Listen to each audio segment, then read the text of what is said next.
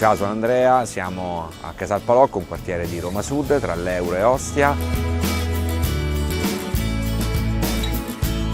E siamo davanti al Liceo Scientifico Democrito, dove è iniziata la mia storia con Ilaria.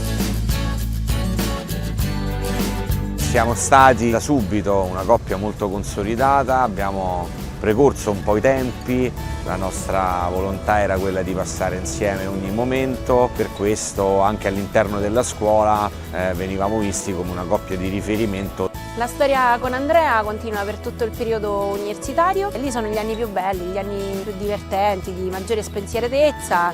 Ci laureiamo, iniziò un percorso lavorativo in una multinazionale molto importante. Mi metto subito fortemente in gioco con estrema dedizione e determinazione. Ho fatto un'esperienza, una piccola esperienza aziendale e poi ho scelto una strada diversa, che era la strada della libera professione. Dopo quasi 11 anni di fidanzamento io spontaneamente convinco Andrea e ci sposiamo il 30 settembre del 2006. Quel giorno è stato un giorno bellissimo, il giorno del coronamento del nostro amore, noi eravamo tutti e due molto belli.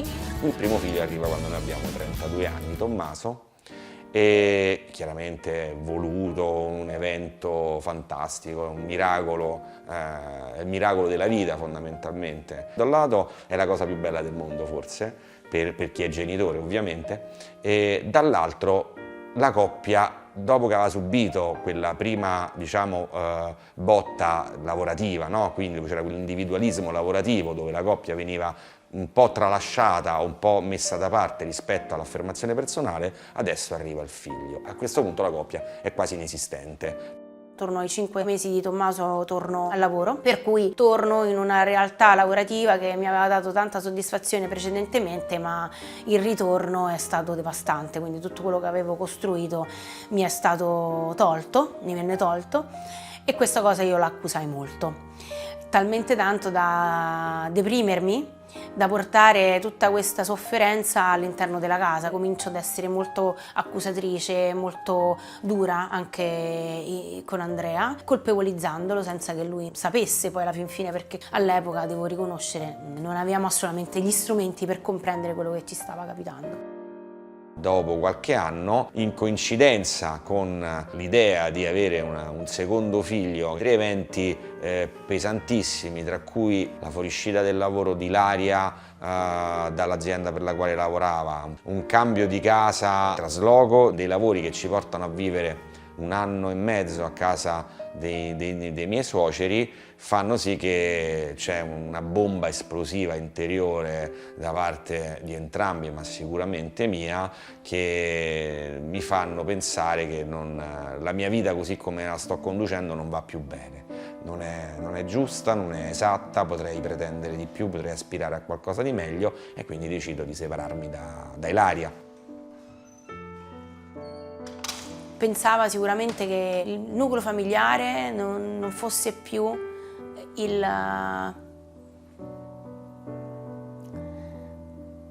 motivo di una felicità duratura, ma che probabilmente una leggerezza poteva essere solo e soltanto trovata fuori. Penso e credo e reputo che altrove riesca a trovare la mia vera felicità.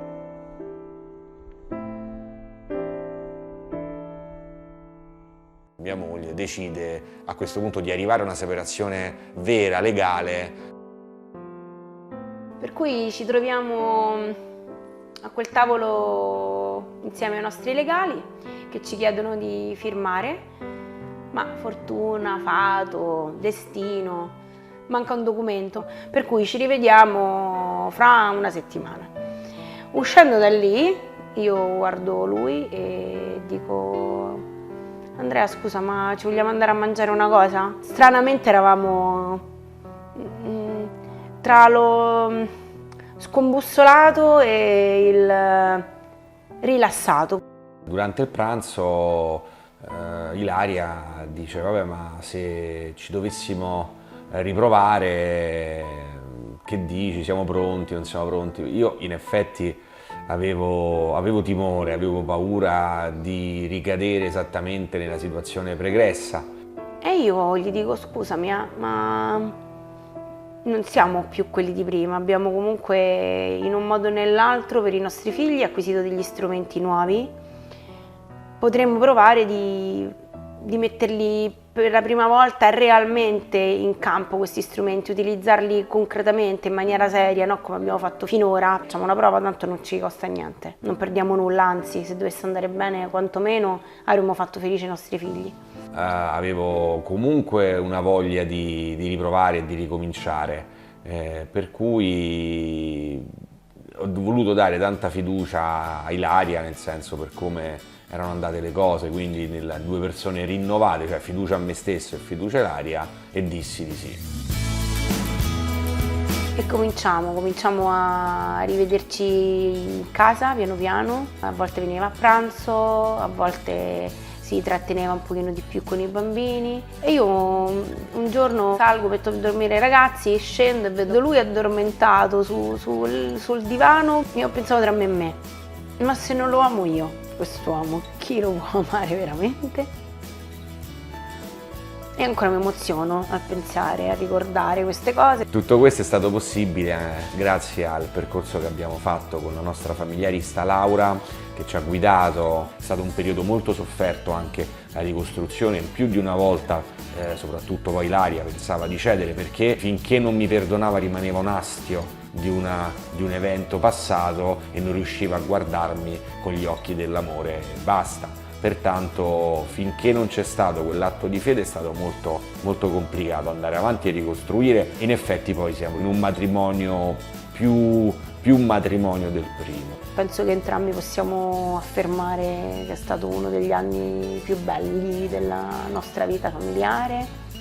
E la felicità più bella si vede nei visi dei nostri bambini, nelle risate e nei giochi che vengono fatti nel lettone tutti e quattro quando finiamo una giornata di lavoro, e mi sento così grata, così appagata di avere questa fortuna e di poterlo raccontare, e spero di poter aiutare in un modo o nell'altro coppie che come noi hanno vissuto momenti così difficili.